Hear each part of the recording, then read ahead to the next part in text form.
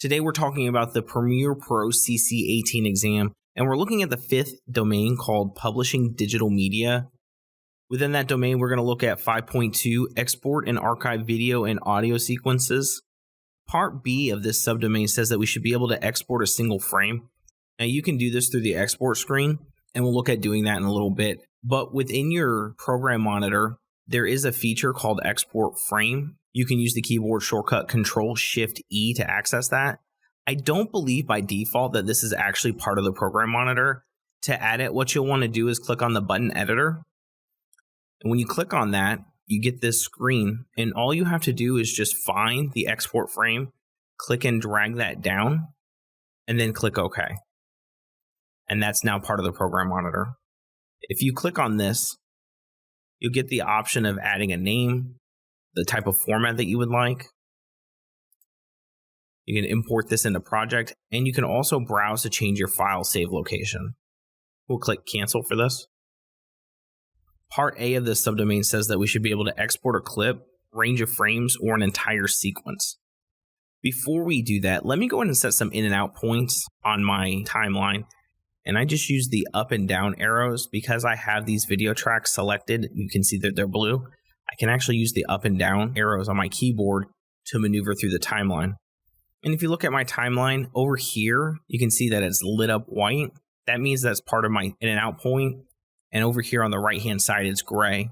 So when I go to export this, if I select in and out only, the portion of my timeline that's highlighted will export out. Now that we've set those in and out points, we're going to click File, Export, and go to Media. You can also use the keyboard shortcut Control-M to do this.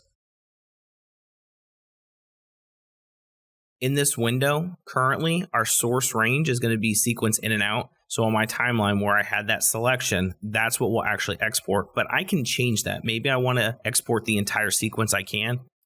So that selects the entire sequence. If I click and drag this in, notice the range changes to custom. We'll go ahead and put this back to in and out. On the right-hand side, we have a lot of settings that we can change. Let's look at the format section. There's really a lot in here, and you should be able to distinguish the different file types here. For example, the AIFF is an audio file. The H.264 is a video file. JPEG is picture. MP3 is an audio file. PNG is a picture. QuickTime's video. TIFF is a picture. Waveform audio is audio. There's a lot in this section, and you should understand what's in here as well as what type of format is going to be produced as a result of selecting one of these. Our preset, right now it's matched to our source on our timeline, but you have the option of changing it. For example, maybe I wanted this 1080p for YouTube. I could do that. In this section, I can change my output name. So if I click here, I can change the file destination. This is a summary of what's going on within our project. You have some video settings here that you can change. You have audio. You can publish directly to Creative Cloud. You have Facebook and YouTube in here. So there's really a lot in this section. But a very important part of this screen is right here, the queue and the export.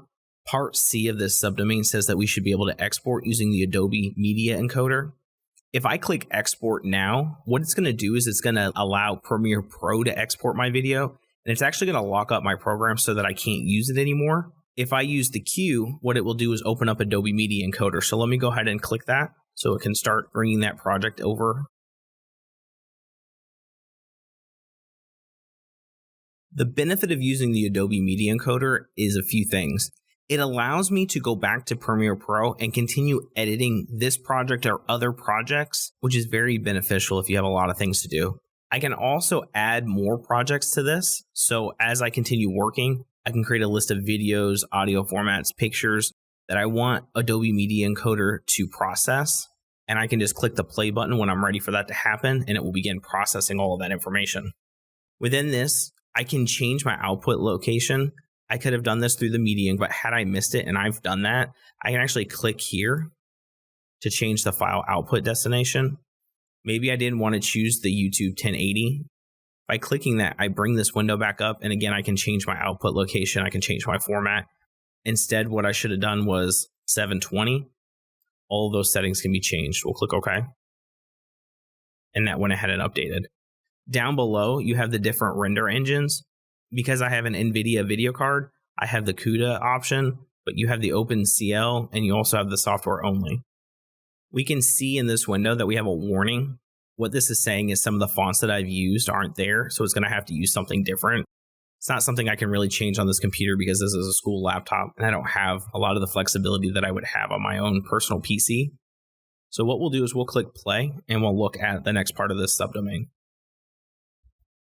While that's rendering, I'll go ahead and minimize this because part D of this says that we need to be able to archive a project. So I've done everything I need to do with this project. It's rendering out. Let's say it's finished. What I can do is click File, go to Project Manager, and that brings up this window. Now, I have the option of archiving a specific sequence or multiple sequences, so I just have to check these off. I can collect the files and move those to a new location, or I can consolidate and transcode. I can do individual clips, sequence. We can change our format here. Maybe I want QuickTime, and then we have some presets that you can change to. Over here on the right-hand side, you have some options that you should be familiar with, like excluding unused clips. You can rename the media files to match the clip names, which would be helpful. You can preserve your alpha. Here you can change your destination path, and as you check and uncheck settings, you can calculate how much space you're going to save on your hard drive. I'll go ahead and click cancel. And while I've been talking to you, Adobe Media Encoder is processing my video file, and it's allowing me to continue to work.